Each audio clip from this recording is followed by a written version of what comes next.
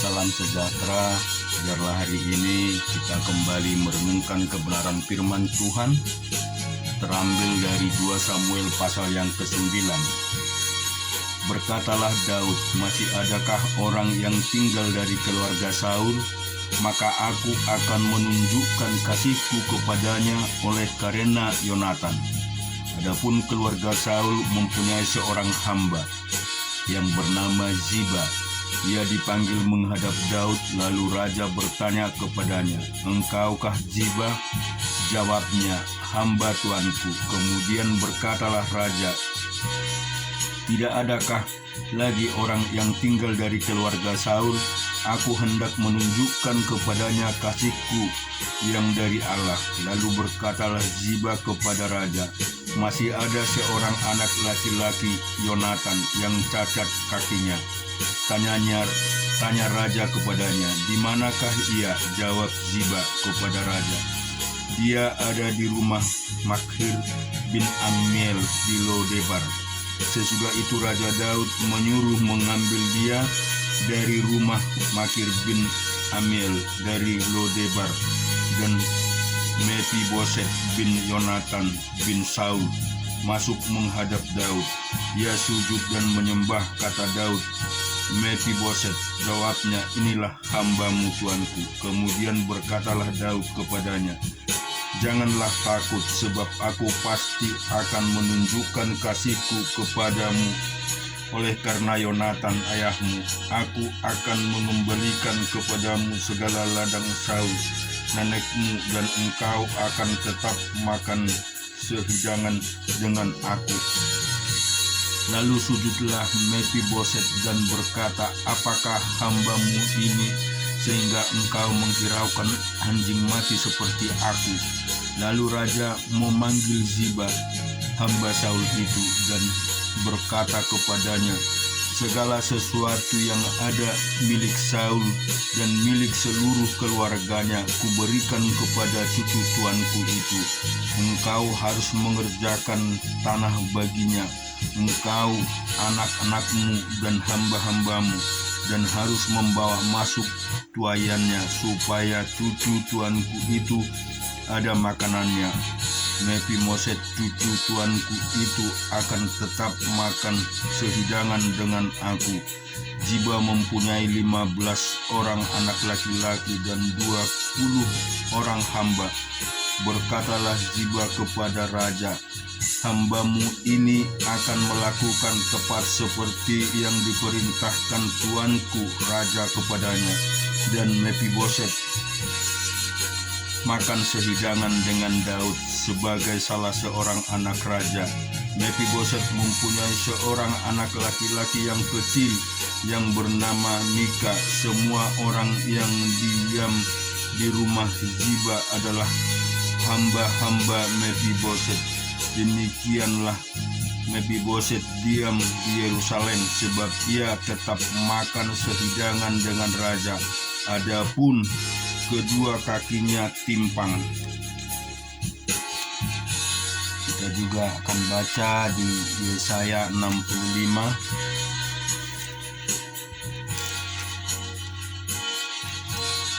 "Aku telah menenangkan, memberi petunjuk kepada orang yang tidak menanyakan aku. Aku telah berkenan ditemukan oleh orang-orang yang tidak mencari aku. Aku telah berkata, ini aku kepada bangsa yang tidak memanggil namaku. Sepanjang hari aku telah mengulurkan tanganku kepada suku bangsa yang memberontak, yang menempuh jalan yang tidak baik dan mengikuti rancangannya sendiri. Suku bangsa yang menyakitkan hatiku senantiasa di depan mataku, dengan mempersembahkan korban di taman-taman dewa dan membakar korban di atas batu bata, yang duduk di kuburan-kuburan dan bermalam di dalam gua-gua, yang memakan daging babi dan kuah daging najis, dan dalam kuali mereka yang berkata menjauhkan, janganlah meraba aku, nanti engkau menjadi kudus olehku. Semua ini seperti asap yang naik ke dalam hidungku, seperti api menyala sepanjang hari. Sesungguhnya telah ada tertulis di hadapanku, aku tidak akan ditinggal diam, malah aku akan mengadakan pembalasan, pembalasan terhadap diri mereka atas segala kesalahan mereka sendiri, maupun atas kesalahan nenek moyangnya, semuanya serentak firman Tuhan. Sebab mereka telah membakar korban di atas gunung-gunung dan mengaibkan aku di atas bukit-bukit. Memang aku akan menakar ke dalam jubah mereka upah untuk perbuatan-perbuatan mereka yang dahulu. Beginilah firman Tuhan, seperti kata orang, jika pada tandan buah anggur masih terdapat airnya, janganlah musnahkan itu, sebab di dalamnya masih ada berkat. Demikianlah aku akan bertindak oleh karena hamba-hambaku, yakni aku tidak akan memusnahkan sekalian. Aku akan membangkitkan keturunan dari Yakub, dan orang yang mewarisi gunung-gunungku dari Yehuda. Orang-orang pilihanku akan mewarisinya, dan hamba-hambaku akan tinggal di situ. Seron akan menjadi padang rumput bagi kambing domba, dan lembah Akor menjadi tempat pembaringan bagi lembu sapi untuk umatku yang mencari aku. Tetapi kamu yang telah meninggalkan Tuhan, yang telah melupakan gunungku yang kudus, yang menyajikan hidangan bagi dewa Gad, dan yang menyuguhkan anggur bercampur rempah bagi dewa Mani, aku akan menentukan kamu bagi pedang, dan kamu sekalian akan menekuk lutut untuk dibantai. Oleh karena ketika aku memanggil, kamu tidak menjawab. Ketika aku berbicara, kamu tidak mendengar. Tetapi kamu melakukan apa yang jahat di mataku, dan lebih menyukai apa yang tidak berkenan kepadaku. Sebab itu beginilah firman Tuhan Allah, sesungguhnya hamba-hambaku akan makan, tetapi kamu akan menderita kelaparan. Sesungguhnya hamba-hambaku akan minum, tetapi kamu akan menderita kehausan. Sesungguhnya hamba-hambaku akan bersukacita, tetapi kamu akan mendapat malu. Sesungguhnya hamba-hambaku akan bersorak-sorai karena gembira hatinya, tetapi kamu akan mengerang karena sedih hati, dan kamu akan menangis karena patah semangat. Kamu harus meninggalkan namamu kepada orang-orang pilihanku dan dipakai sebagai sumpah kutukmu ini. Tuhan Allah kiranya membuat engkau seperti mereka, tetapi hamba-hambaku akan disebut dengan nama lain, sehingga orang yang hendak mendapat berkat di negeri akan memohon berkat demi Allah yang setia. Dan orang yang hendak bersumpah di negeri akan bersumpah demi Allah yang setia. Sebab kesesakan-kesesakan yang dahulu sudah terlupa dan sesudah tersembunyi dari mataku. Sebab sesungguhnya aku menciptakan langit yang baru dan bumi yang baru.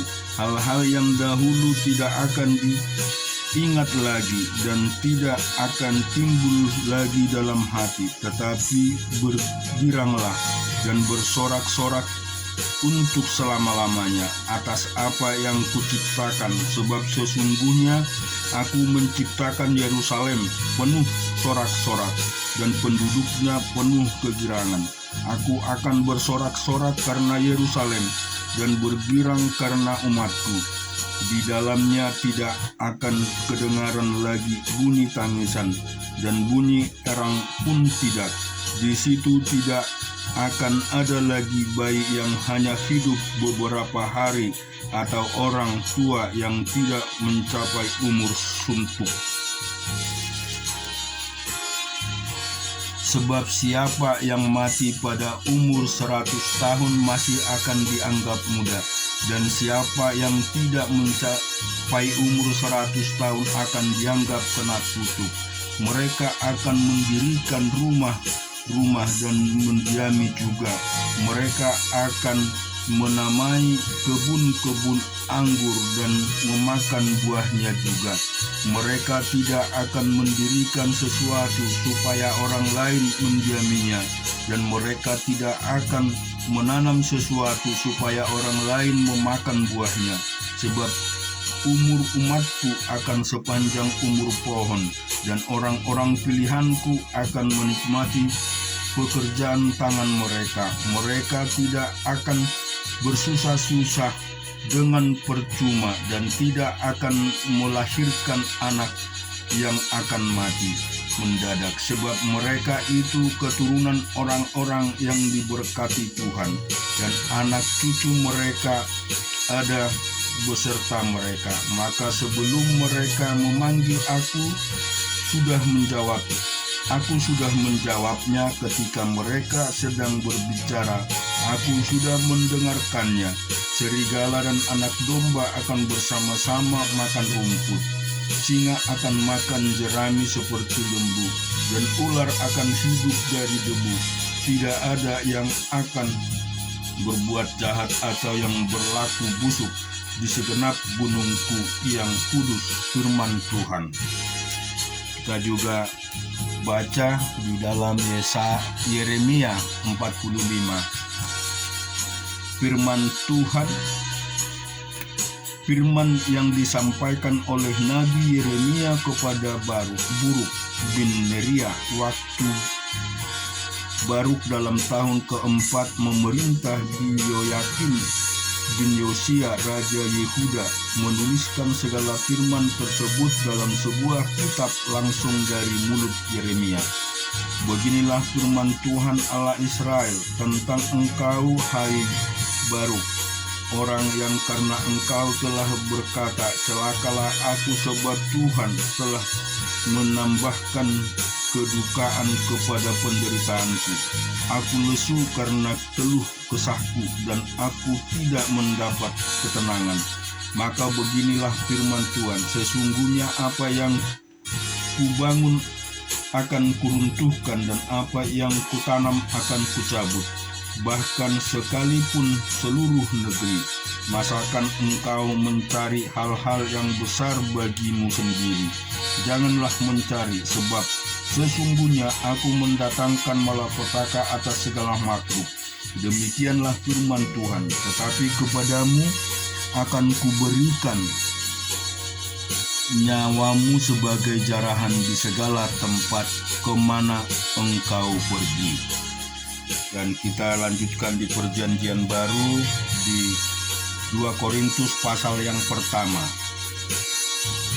Dari Paulus yang oleh kehendak Allah menjadi Rasul Kristus Yesus, dan dari Timoteus saudara kita, kepada jemaat Allah di Korintus dengan semua orang kudus dan seluruh Akaya. Kasih karunia dan damai sejahtera dari Allah Bapa kita dan dari Tuhan Yesus Kristus menyertai kamu. Terpujilah Allah Bapa Tuhan kita Yesus Kristus, Bapa yang penuh belas kasihan dan Allah sumber segala penghiburan, yang menghibur kami dalam segala penderitaan kami, sehingga sanggup menghibur mereka yang berada dalam bermacam-macam penderitaan dengan penghiburan yang kami terima sendiri dari Allah. Sebab sama seperti kami mendapat bagian berlimpah-limpah dalam kesengsaraan Kristus, demikian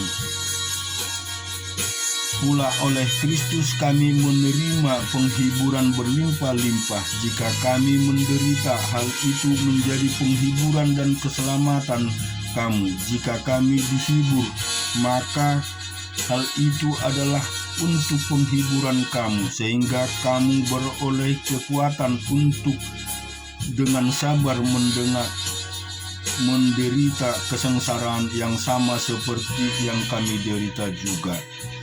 Dan pengharapan kami akan kamu adakan teguh karena kami tahu bahwa sama seperti kamu turut mengambil bagian dalam kesengsaraan kami, kamu juga turut mengambil bagian dalam penghiburan kami. Sebab kami mau, saudara-saudara, supaya kamu tahu akan penderitaan yang kami alami di Asia Kecil. Beban yang ditanggungkan atas kami adalah begitu besar dan begitu berat, sehingga kami telah putus asa juga akan hidup kami. Bahkan kami merasa seolah-olah kami telah dijatuhi hukuman mati, tetapi hal itu terjadi supaya kami jangan menaruh kepercayaan pada diri kami sendiri, tetapi hanya kepada Allah yang membangkitkan orang-orang mati dari kematian yang begitu ngeri. Ia telah dan akan menyelamatkan kami. Kepadanya kami menaruh pengharapan kami bahwa Ia akan menyelamatkan kami lagi, karena kamu juga turut membantu mendoakan kami, supaya banyak orang mengucap syukur atas karunia yang kami peroleh berkat banyaknya doa mereka untuk kami.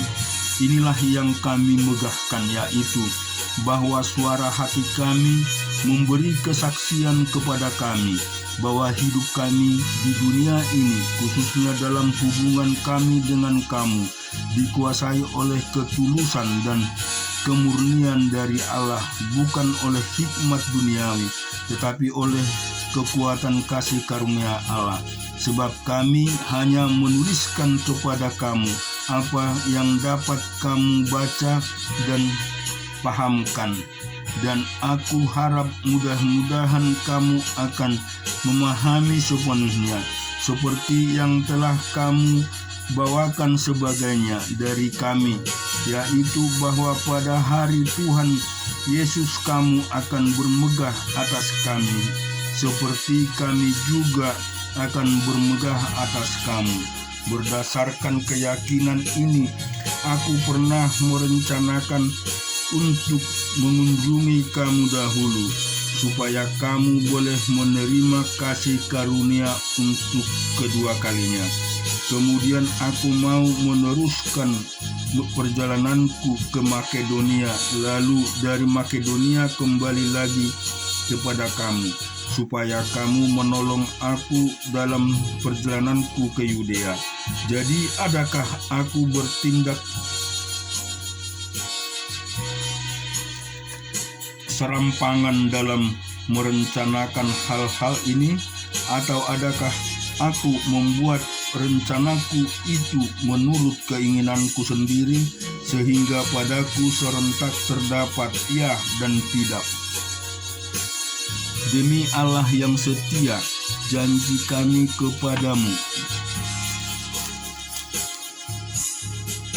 bukanlah serentak ya dan tidak, karena Yesus Kristus anak Allah yang telah kami beritakan di tengah-tengah kamu, yaitu olehku dan oleh Silwanus dan Timoteus, bukanlah ya dan tidak, tetapi sebaliknya di dalam Dia hanya ada ya, sebab Kristus adalah ya bagi semua janji Allah.